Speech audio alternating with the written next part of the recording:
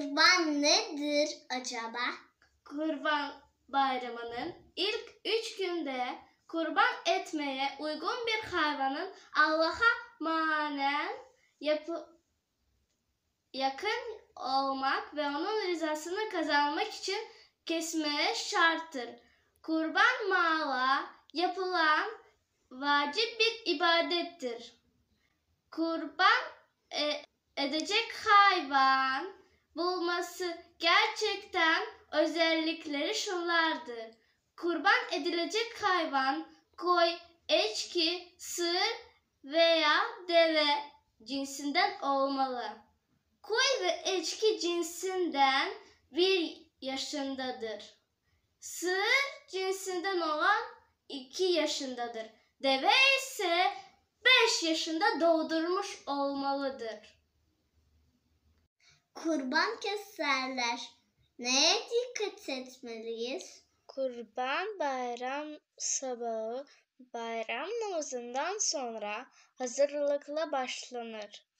Kurban edilecek hayvan keseceği yere eziyet edilmeden getirilir. Hayvan kesilirken incitmek ve ona fazla acı çektirmemek için kestiği bir bıçak hazırlanır.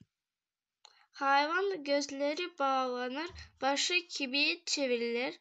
En'am suresi 162-163 ayetler okunur. Bundan sonra 3 defa Allahu Ekber, Allahu Ekber, La ilahe Allahu vallahu Ekber, Allahu Ekber ve Lillahi ham diyecek tebrik anlatılır. Kesilen kurban eti genellikle 3 bölümdür. Bir kısmını kurban kesen ev halkı için ayrılır. 3'te 1'i fukarelere ve ihtiyaç sahiplerine verilir. Kalan 3'te 1'i de akrabalarına, komşu, misafirlere ikram edilir. Ben şiir ezberledim. Hadi Ali söyle bize. İslam'ın 5 şartı vardır. Bunu bilen bahtiyardır. 5 vakte namaz kılmak, var mümkün hakkı bulmak. Oruç tutmak tam 30 gün. Her Müslüman için bayram bugün. Güne ekleriz biz. Ramazan'ı bekleriz biz.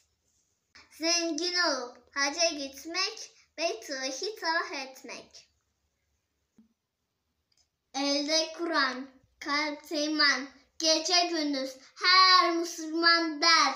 La ilahe illallah Muhammeden Resulullah.